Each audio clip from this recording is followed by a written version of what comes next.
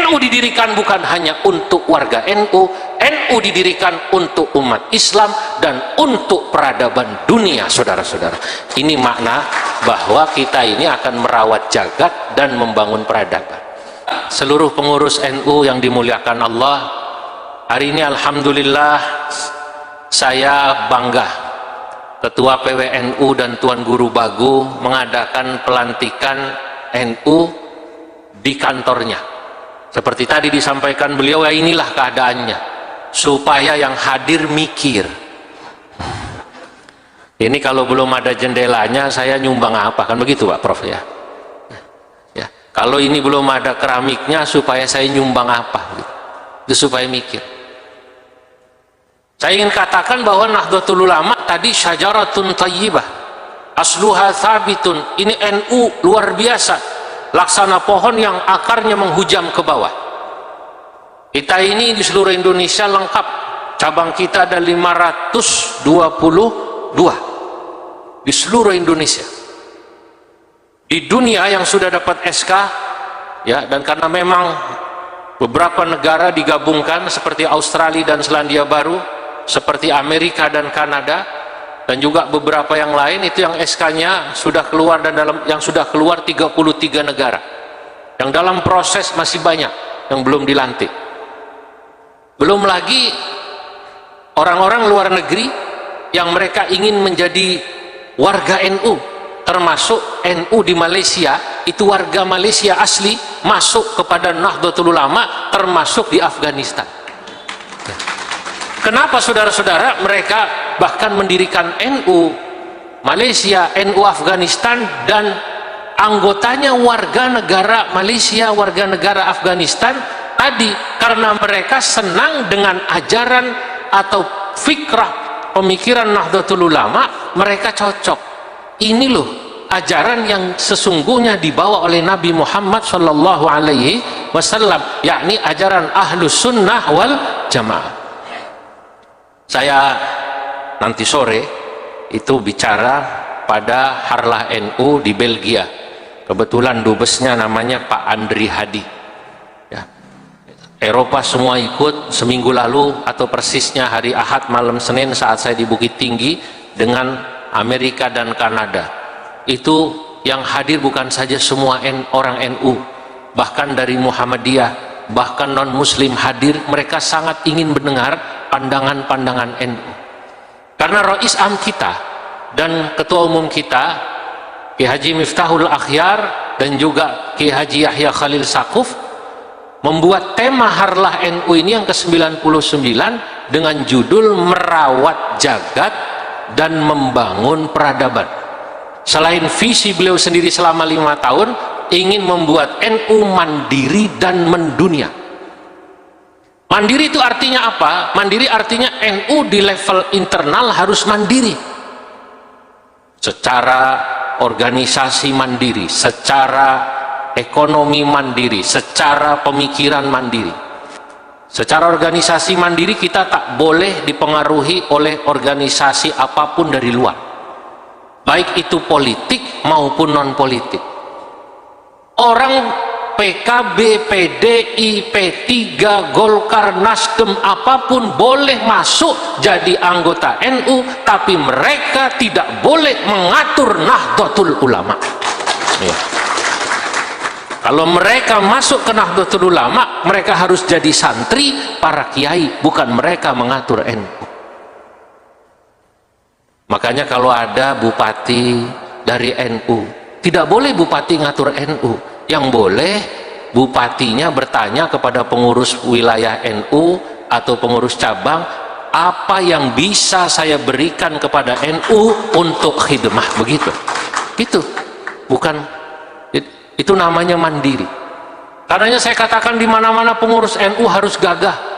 Gak boleh kepada pejabat itu kayak orang berdoa, ya arhamar rahimin irhamna, tidak boleh. NU besar. Saya selalu menjelaskan bagaimana besarnya NU. Saya katakan NTB ini boleh dibilang termasuk, kalau itu ibarat Polda atau ya semacam Kodam ini, ya ini baru levelnya atau tipenya tipe B lah, tipe B. Tipe A-nya memang masih Jawa Timur. Jawa Timur itu Masya Allah, saya melantik PCNU Sidoarjo 10 hari lalu, ya, itu PCNU Sidoarjo ununya megah, rumah sakitnya megah, saking megahnya besar, kemudian asetnya semua, aset di Sidoarjo itu semuanya, ununya, rumah sakitnya, sekolahnya, semuanya sudah menjadi nama perkumpulan Nahdlatul Ulama, tidak ada lagi yang bernama lain, asetnya semua milik NU.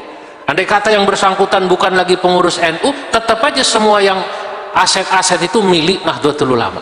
Sidoarjo level kabupaten tiap bulan itu bisa mengirim ke Nahdlatul Ulama PB 100 juta, bisa nyumbang PB 100 juta tiap bulan itu. Jangan tanya PWNU Jawa Timur, tempat pertemuannya megah ya Kiai, Masya Allah megah sekali. Saya juga membayangkan nanti saya datang ke sini ini, saya tidak tahu nanti Prof. Masnun ini akan bikin tempat pertemuannya di lantai berapa? 10 di lantai 5. Nanti ada liftnya begitu khusus buat pertemuan. Nah, tapi ini butuh proses, saya yakin, karena memang di sini perlahan-lahan. Tapi jika kita betul-betul membenahi NU di sini, mandiri tadi lewat koin NU, lewat i'anah syahriyah, iuran bulanan para pengurus, insya Allah apa yang tidak bisa. Di Magelang NU di level kabupaten itu tiap bulan dari koin NU iuran bapak-bapak yang dimasukkan dan ibu-ibu dalam celengan NU dikumpulkan satu kabupaten Pak, itu nilainya 1,5 miliar. Itu di Cilacap, di Magelang, di kota-kota kabupaten se-Jawa NU sudah begitu. Makanya di Jawa kantor MWC tidak ada yang jelek. Di Jawa kantor kabupaten atau PCNU tidak ada yang jelek, apalagi kantor PW tidak ada yang jendelanya bolong. Nah, saya ceritakan ini supaya semangat orang sini. Kalau di Jawa bisa, insya Allah NTB setahun 2 tahun lagi bisa. Ya, ya. Kenapa? Karena saya lihat dari wajahnya warga di sini begitu cinta pada NU, cinta para ulama. Kalau organisasinya saja namanya Nahdlatul Ulama, insya Allah para anggota pengurusnya cinta pada Nahdlatul Ulama, mereka akan bisa buat kantor yang megah. Iurannya dibuat. Kecintaan itu harus kita tanamkan. Ini maknanya mandiri. Mandiri dari pemikiran. Itu karena memang NU didirikan memiliki manhaj. Manhaj Ahlus Sunnah wal Jamaahnya jelas. Kita jelas patokannya. Dalam kitab yang nanti saya bagikan, saya tulis di situ satu nazam, saya sebut nazam yang saya tulis dalam kitab itu Al-Manzumatun Nawawiyah wal Khasa'is An-Nahdiyah, nazam yang berisi tentang Syekh Nawawi, ya, Al-Bantani, wal Khasa'is An-Nahdiyah, dan bercerita tentang keistimewaan NU. Saya sebut Syekh Nawawi dalam nazam kitab itu, insya Allah para syuriah, kiai-kiai se-NTB akan dapat. Saya bawa tidak banyak, 20, tapi dibagi nanti oleh Prof. Masnun kepada semua yang hadir, ya, dari syuriah yang hadir se-NTB. Saya katakan bagaimana hubungan Syekh Nawawi dengan Syekh Abdul Ghani. Saya katakan Syekh Abdul Ghani Bima itu gurunya Syekh Nawawi. Saya bilang wa min kibari ulama'il Jawi at-Tanariyul asli thumma as-Sawi al-Bantaniyu thumma al-Andunisi Syekh al-Hijazi sammahul unasi fahadhihi dirasatun syakhsiyah lin-Nawawi sahibil karamah. Apa yang saya tulis menjelaskan tentang Maha Guru Nusantara yang menjadi guru Hadratus Syekh Kiai Haji Hasyim Asy'ari pendiri NU, yakni Syekh Nawawi Al-Bantani. Beliau kitabnya banyak, ada 100 kitabnya Syekh Nawawi. Di seluruh pesantren NU setidaknya ada 22 kitabnya Syekh Nawawi dibaca. Yang paling terkenal Tafsir Munir Murah Labid, kemudian kitabnya Syarah Bidayatul Hidayah. Bidayatul Hidayah adalah kitabnya Imam Ghazali, disyarahi oleh Syekh Nawawi menjadi Maraqil Ubudiyah. Yang paling terkenal beliau juga mensyarahi matan Abi Syuja Takrib. Beliau kasih nama Tausyih ala ibn Qasim. Maka saya katakan dalam kitab itu, wa khairu kutbihi marahlabidi likashfi ma'na Qur'anim majidi wa syarrahat taqriba bitawshihi fahabbadha man ja'a bitawdihi wa 'allama tariqatas sadidah syarhan ala bidayatil hidayah. Itu Syekh Nawawi. Lalu gurunya, dah disinilah nyambung dengan NTB. Fa syaikhuhu waliduhu sahlun wa ma Abdul Hamid lil katsiri muttaba. Gurunya Syekh Nawawi pertama ayahnya namanya Syekh Umar. Lalu kakak dari ibunya, uaknya namanya Sahlun. Lalu di Mesir, lalu di Arab sana ada gurunya Syekh Nawawi yang terkenal, Muhsyid Tuhfah, namanya Syekh Abdul Hamid Asy-Syarwani Ad-Dagistani, yang mensyarahi kitab Tuhfat, ya, memberi hasyiah kitab Tuhfatul Muhtajnya Ibnu Hajar. Nah, yang dari Bima saya katakan fa Nahrawi tsumma Syekhul Bimawi wa Dimyati wal Junaidul Batawi wa mufti Makkah Zaini Dahlana wa fil Batawi Sayyid Utsmana. Saudara-saudara, di sini saya jelaskan Syekh Nawawi, pada bagian kedua saya jelaskan NU.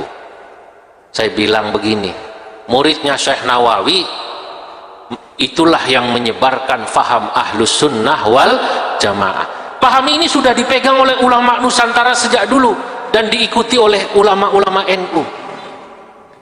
Wa nasyaru minhaja ahli sunnah tab'an linahjil Mustafa wa mamma'ah tawassutun tawazunu i'tidalu tasamuhun fasma' lima yuqalu.